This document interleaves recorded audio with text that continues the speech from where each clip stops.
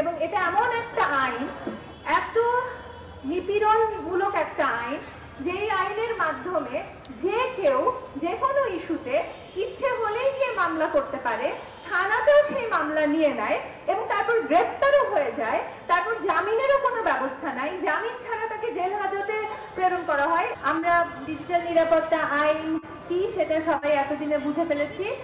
এটা একটা অদ্ভুত আইন, যে আইনে বেশিরভাগ ক্ষেত্রে মামলাগুলো করা হয়েছে মধ্যরাতে, রাত 12টা 1টার পরে হঠাৎ করে একজনের মনে হলো যে তার অনুভূতিতে আঘাত লেগেছে, কোনো একজনের ফেসবুক স্ট্যাটাসে, আমি গিয়ে একটা মামলা করে আসি।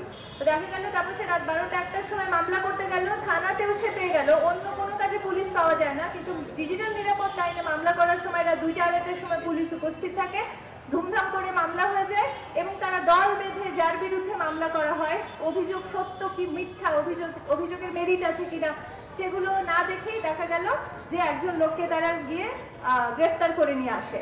এবং এটা এমন একটা আইন, এত নিপীড়নমূলক একটা আইন, যেই আইনের মাধ্যমে যে কেউ যে কোনো ইস্যুতে ইচ্ছে হলেই গিয়ে মামলা করতে পারে, থানাতেও সেই মামলা নিয়ে নেয় এবং তারপর গ্রেপ্তারও হয়ে যায়, তারপর জামিনেরও কোনো ব্যবস্থা নাই, জামিন ছাড়া তাকে জেল হাজতে প্রেরণ করা হয় এবং তারপর সে জেলে মাসের পর মাস পড়ে থাকে। সে আসলে দোষী, সে আদৌ কোনো অন্যায় করেছে কি করে নাই, তার আসলে দোষটা কি সেটা জানার আগেই তার দেখা যায় মাসের পর মাস তাকে জেলে থাকতে হচ্ছে।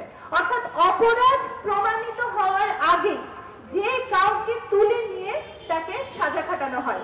এইটা হচ্ছে এইরকম একটা অদ্ভুত একটা আইন হচ্ছে ডিজিটাল নিরাপত্তা আইন।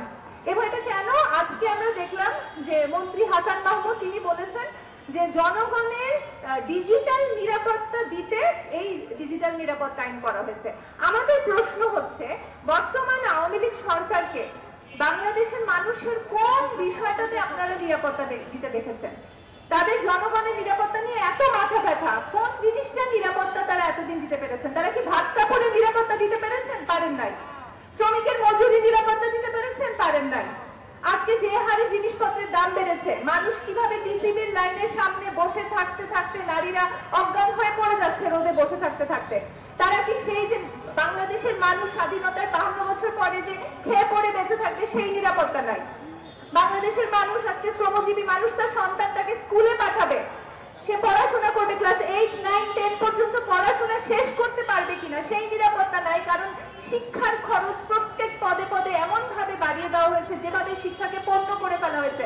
মানুষের শিক্ষা জীবন একটা বাচ্চা শেষ করতে পারবে সেই নিরাপত্তা নাই। মানুষের ভিটা মাটির নিরাপত্তা নাই। উন্নয়ন প্রকল্পের